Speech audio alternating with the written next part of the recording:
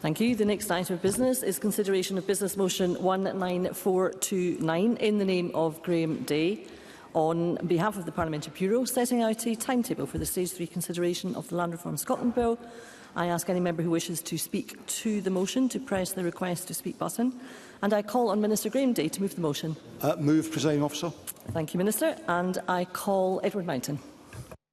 Thank you very much, Presiding Officer. I rise to speak against the business motion. It is this business motion that sets out the timings for the important Stage 3 debate on land reform. Before I speak as to why, I want to remind the Chamber of my register of interest that shows my family own in the region of 202 hectares of land in Murray.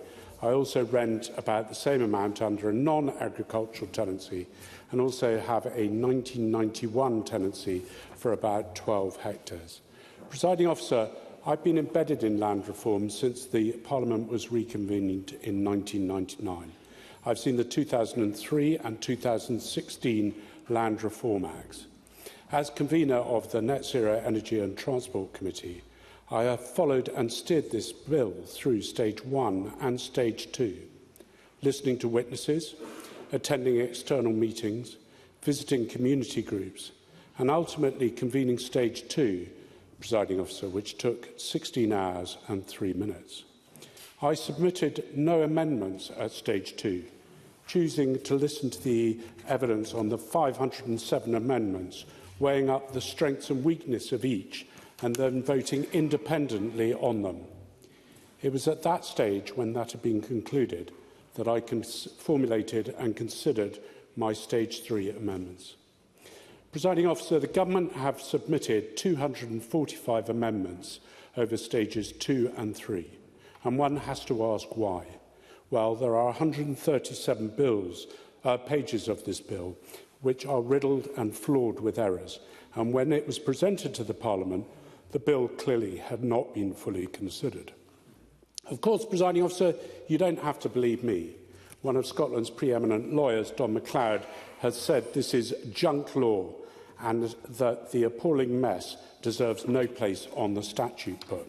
Don't believe him, but believe perhaps one of our most preeminent land reformers, Andy Whiteman, who has condemned the bill, saying it would be irresponsible of Parliament to impose new, complex, legalistic and bureaucratic mechanisms on the people of Scotland that will not deliver the outcomes that ministers say they will. That is just making bad law. So this is bad and junk law that will not deliver land reform or any more agricultural tenants. On the issue of new tenancies, I believe it will go a long way to kill them off. Who would enter a contract with someone which could unilaterally be changed by somebody else? But it's not all bad news, Presiding Officer.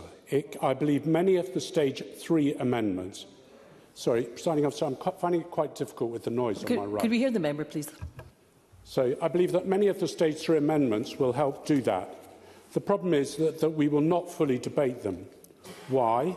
Well, because this Parliament is limiting speaking time for each speaker to 5 minutes in each group of amendments. This, to me, is formulaic nonsense and being done because it has always been done that way. It doesn't, therefore, make it right. Repetition of a mistake, Presiding Officer, must be a mistake in itself. For example... Yes, I will. Martin Whitfield. Grateful to Edward Mountain for taking an intervention on that point. And if we look to the timing motion that's before us today, there has been outreach that was made in the usual way, as Mr Mountain defines, about the times that are available for speaking. Did he have an opportunity to input into that with supporting evidence as to why certain areas may have needed more times, which is the practice that's happened in the past and has led to amendments and recommendations from Bureau? Edward Mountain. I did, and I'll come to that, Presiding Officer. But, for example, in Group 7, an MSP with 2 amendments will get 5 minutes to talk to them, as will a member with no amendments. A member with 15 amendments will also be given 5 minutes or 20 seconds for each amendment. The Bureau was asked for some latitude, allowing speakers up to 10 minutes in groups where they had numerous amendments. This, however, has obviously been rejected. It could be argued that if the member had split those 15 amendments amongst their colleagues, giving them one each, it would have created an extra 75 minutes of debating time.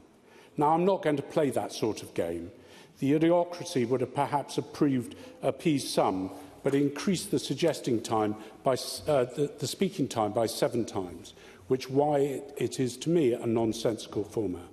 Presiding Officer, I am a committed parliamentarian. I'm also a realist.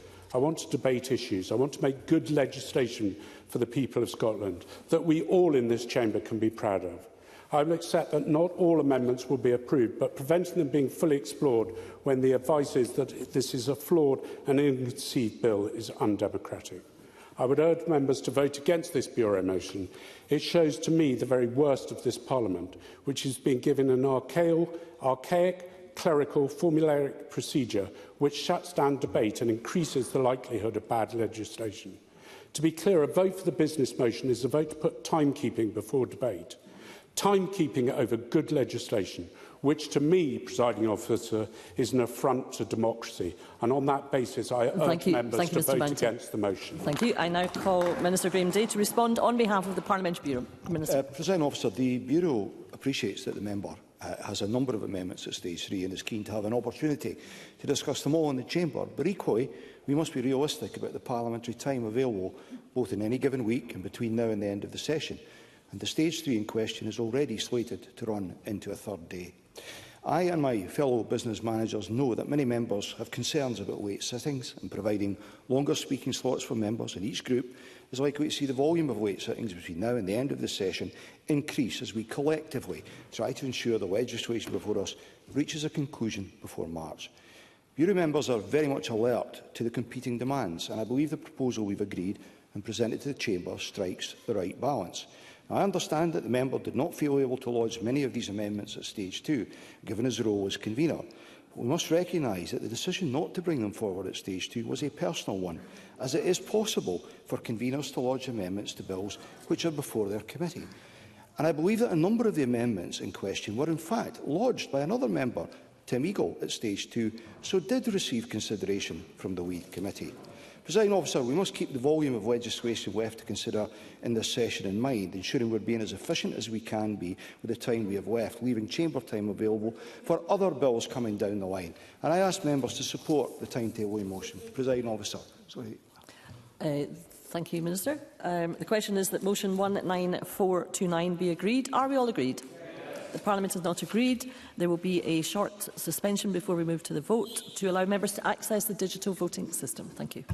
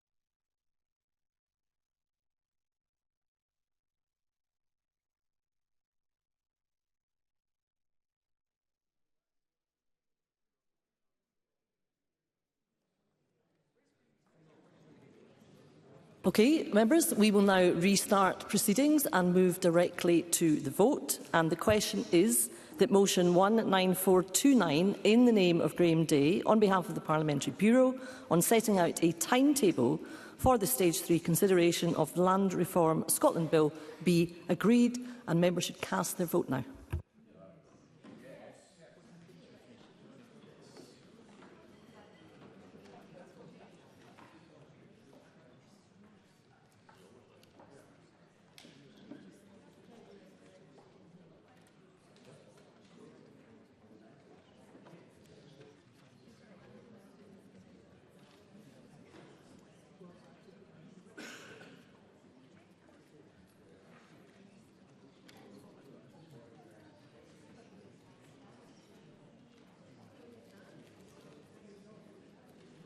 The vote is now closed.